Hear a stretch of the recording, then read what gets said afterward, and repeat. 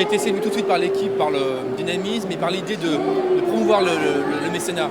C'est parce que nous, on le vit depuis plusieurs années. Il y a des gens qui sont passionnés par le mécénat, qui nous aident beaucoup, mais d'autres ne sont pas au courant. Et c'est pas dans la culture française.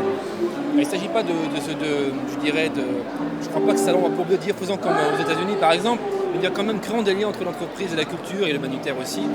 Et j'ai senti vraiment une opportunité de mettre un coup de projecteur.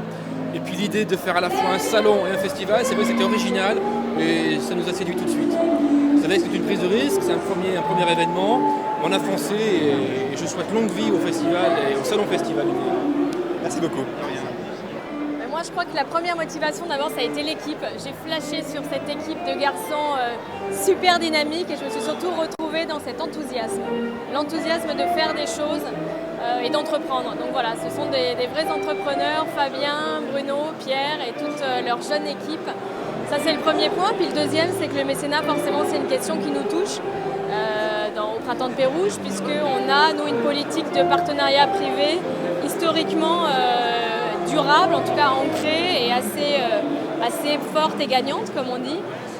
Et notamment, on a innové en matière de mécénat sur un point nouveau qui est d'amener carrément les concerts dans les usines, au cœur de l'industrie et au cœur de l'entreprise. Donc, et c'est là-dessus qu'on va, je pense, s'exprimer pendant 2-3 jours, c'est-à-dire expliquer comment on arrive à convaincre des chefs d'entreprise de financer des coups de cœur dans un premier temps, mais aussi d'avoir une démarche totale sur le sujet du mécénat, en mettant donc à dispo un espace, en mettant à dispo entre guillemets des salariés, ou en tout cas en les embringuant dans cette belle aventure qui est la culture et l'entreprise. Voilà, tout un programme à Inédia, premier salon festival autour du mécénat. C'est quand même quelque chose. Merci Marie. Les raisons sont assez simples. L'IMS, ça fait 20 ans qu'on a été créé par Claude Bébéin. On est un club d'entreprise qui est engagé dans ces questions depuis 1986. On a 150 entreprises à travers la France qui sont engagées au travers de fondations, au travers d'actions de mécénat, au travers d'actions d'insertion. Donc c'était assez naturel qu'on soit partenaire d'un salon. On a une antenne à Lyon qui est très active sur Rhône-Alpes, qui a 60 entreprises. Dans ce cadre-là, là encore une fois, c'était assez naturel. Lyon est la capitale de l'humanisme avec des entreprises qui sont engagées depuis très très longtemps, qui ne le disent pas forcément, mais qui font énormément de choses. C'est un vrai laboratoire social en matière de mécénat et en matière de partenariat avec les entreprises et les associations. Donc pour nous, c'était assez cohérent et assez légitime d'être aux côtés de cette initiative qu'on trouve sympa, intéressante, qui vise à promouvoir le discours qu'on tient depuis 20 ans et en même temps qui vise à professionnaliser cette relation entre l'entreprise et l'association, chose qu'on fait aussi depuis qu'on est créé. Donc voilà. Merci Régis Chemel. Je vous en prie. Partenaire de cette première édition, cette première nationale Inédia. Alors pourquoi ? Eh bien écoutez, c'est-à-dire notre partenariat nous a semblé finalement assez naturel, puisque notre cabinet, donc le cabinet Del Sol et Associés, est un intervenant majeur du secteur associatif depuis maintenant plus de 20 ans. Et nous conseillons toutes les structures de l'économie sociale, organismes sans but lucratif, associations, fondations. Et c'est vrai que depuis de nombreuses années, mais plus particulièrement depuis 2003, on a senti véritablement un intérêt majeur des entreprises pour le mécénat et des structures porteuses de projets de mécénat, que sont évidemment les fondations d'entreprises aussi pour les plus emblématiques, mais pas seulement, et le secteur associatif dans son ensemble. Et je crois qu'il y a de vrais enjeux, à la fois pour les entreprises et pour le secteur associatif. Et comme nous sommes là à la fois pour accompagner les entreprises et le secteur de l'économie sociale dans leurs projets, sur le plan juridique, sur la constitution de structures, l'accompagnement fiscal et contractuel, il nous semblait normal de participer à cette initiative tout à fait novatrice. Et donc vraiment, on ne peut que se féliciter qu'elle se déroule à Lyon. Et grâce à vous, en tout cas. Merci. Merci Laurent Mestrein, merci. Alors la raison de la présence handicap international sur le salon, c'est nous aujourd'hui on voudrait développer un projet de mécénat solidaire qui s'adresse aux PME PMI, qui s'appelle le Club 1000.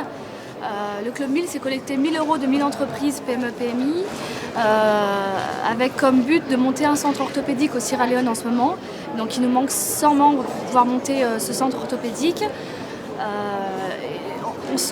On est axé sur trois axes différents, qui est la santé dans les pays en détresse, tout ce qui est au niveau sportif et l'éducation sportive, et puis l'insertion professionnelle. Donc ça, c'est vraiment sur le projet du Club 1000. Et c'est vraiment un projet de mécénat qui s'adresse aux PME-PMI. Voilà. Je vous en prie.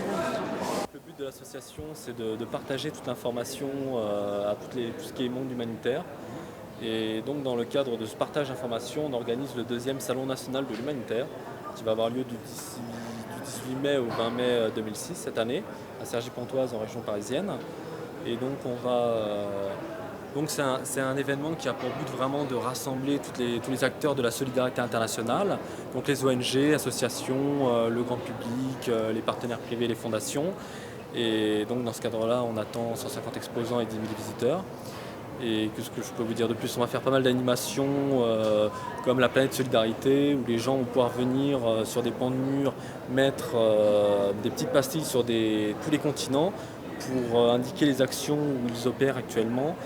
Et ça permettra ainsi aux associations de voir s'il y a d'autres associations qui œuvrent dans le même secteur qu'elles et si elles œuvrent dans les mêmes conditions ou sur les mêmes projets. Voilà. Donc on est aussi on met aussi en œuvre le réseau Cartouche Solidaire.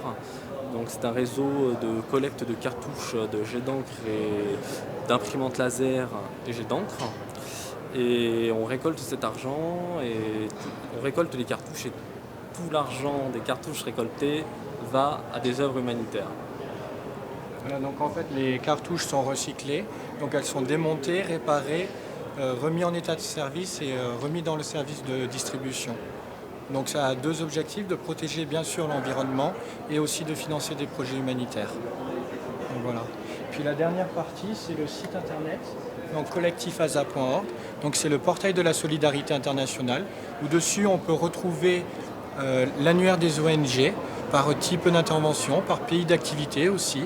On peut retrouver des dossiers par pays, par dossier thématique, comme sur l'eau, sur l'enfance, et sur comment monter un projet, comment trouver des sources de financement, les différentes formations de l'humanitaire. Voilà, rapidement.